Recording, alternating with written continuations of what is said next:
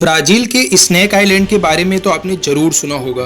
क्या आप जानते हैं दुनिया में यह एक ऐसी जगह है जहां सिर्फ सांप रहते हैं। इस जगह पर दूसरे जानवर या इंसान नहीं रहते क्योंकि सांप उनको ज़्यादा देर तक जिंदा नहीं रहने देता। दोस्तों, मैं बात कर रहा हूं ब्राजील के तट पर स्थित एक आइलैंड की जिसका नाम इलादा क्यूमाडा ग्रांडे है, लेकिन लोग इसे स्नैक आइलैंड के नाम से भी जानते हैं। लेकिन क्या आप जानते हैं यह आइलैंड दुनिया के सबसे जहरीले सांपों के आइलैंड में कैसे तब्दील हुआ और इसके पीछे असल वजह क्या थी। ब्राजील के साओ पाउलो शहर से कुछ किलोमीटर दूर समुद्र में एक छोटा सा आइलैंड है जिसका नाम इलादा क्यूमाडा ग्रांडे है, लेकिन लोग इसे स्नैक आइलैंड के नाम से जानते हैं। यह आइलैंड सिर्फ 106 एकड़ की भूमि पर है जहां लाखों की संख्या में जहरीले सांप पाए जाते हैं। स्नैक आइलैंड पर आम लोगों को जाना बिल्कुल मना है। यहाँ सिर्फ शोधकर्ता और वैज्ञानिकों को कुछ समय के लिए अनुमति दी जाती है। स्नैक आइलैंड पर एक ऑटोमेटिक लाइट हाउस है जो 24 घंटे चलता रहता है। इस लाइट हाउस का मुख्य उद्देश्य समुद्री जहाज़ों को आइसलैंड से टकराने से रोकना है। आज के लगभग 100 साल पहले स्नैक आइसलैंड पर एक परिवार रहता था जो लाइट हाउस में कार्यरत था, लेकिन एक दिन समुद्री तूफान के कारण वह परिवार मारा गया। लेकिन लोगों को लगता है कि उस परिवार की मौत समुद्री तूफान की वजह से नहीं बल्कि सांपों के काटने की वजह से हुई थी। यही कारण है कि फिर से लाइट हाउस पर कोई कर्मचारी काम करने के लिए तैयार नहीं हुआ और वहाँ की गवर्नमेंट किसी भी कर्मचारी को कार्यरत भी नहीं किया। लेकिन यहाँ सवाल खड़ा होता है कि स्नैक आइसलैंड पर इतने सांप कब और कैसे आए। इस बात को समझने के लिए हमें इतिहास में पीछे जाना होगा। आज के लगभग 11,000 साल पहले यह आइलैंड साउथ अमेरिका के जमीन से जुड़ा था। उस वक्त भी पूरे महाद्वीप पर जहरीले सांप हुआ करते थे। द्वीप पर रह रहे लोगों को जहरीले सांपों और अजगरों का सामना करना पड़ता था। कई बार तो वहाँ पे रह रहे लोगों को सांप द्वारा काटने से उनकी मृत्यु भी हो जाती थी।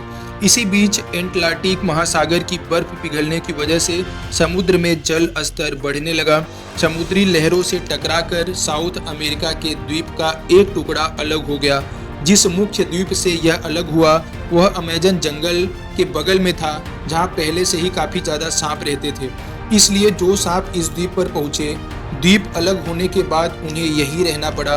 ऊपर से इन सांपों का शिकार करने वाला यहाँ कोई नहीं था, जिससे इनकी आबादी बढ़ती चली गई। सांपों को उस आइलैंड पर खाने की कोई कमी नहीं थी। आइलैंड पर रह रहे चिड़िए और उनके अंडों को सांप बड़े आसानी से अपना शिकार बना लेते थे। क्योंकि आइलैंड बहुत बड़ा नहीं था तो शिकार ढूंढने और शिकार करने में उन्हें कोई परेशानी नहीं होती थी।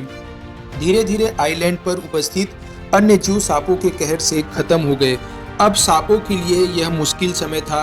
अब सांप अपने शिकार के तरीकों में बदलाव करना चाहते थे, क्योंकि अगर वो ऐसा नहीं करते तो आइलैंड से सांपों की आबादी पूरी तरीके से खत्म हो जाती। इसलिए सांपों ने माइग्रेट करने वाली पक्षियों को शिकार करना शुरू कर दिया, जो अपनी यात्रा के दौरान लंबी उड़ान के बाद स्नैक आइलैंड पर आराम करने के लिए रुकती थी। सांपों ने उनका शिकार करना शुरू कर दिया। अब सांपों का जीवन समुद्री मछलियों, समुद्री चिड़ियों और समुद्री जानवरों पर निर्भर था। धीरे धीरे यह आइलैंड जहरीले सांपों का अड्डा बन गया।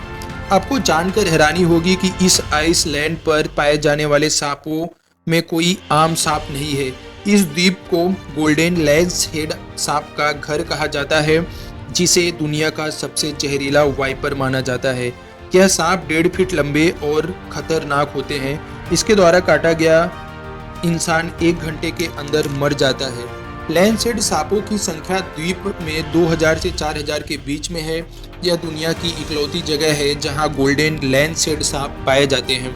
आपको इस बात से आश्चर्य होगा, सरकार द्वारा स्नैक आइलैंड पे प्रतिबंध के बावजूद इस आइलैंड पर सांपों के तस्कर गैर कानूनी रूप से पहुंच जाते हैं, जहां वो अपनी जान भी गंवा बैठते हैं। जो सांपों के जहर को महंगे दामों में बेचते हैं, यहाँ हर साल लगभग सैकड़ों लोगों को गिरफ्तार किया जाता है तस्करी करते हुए।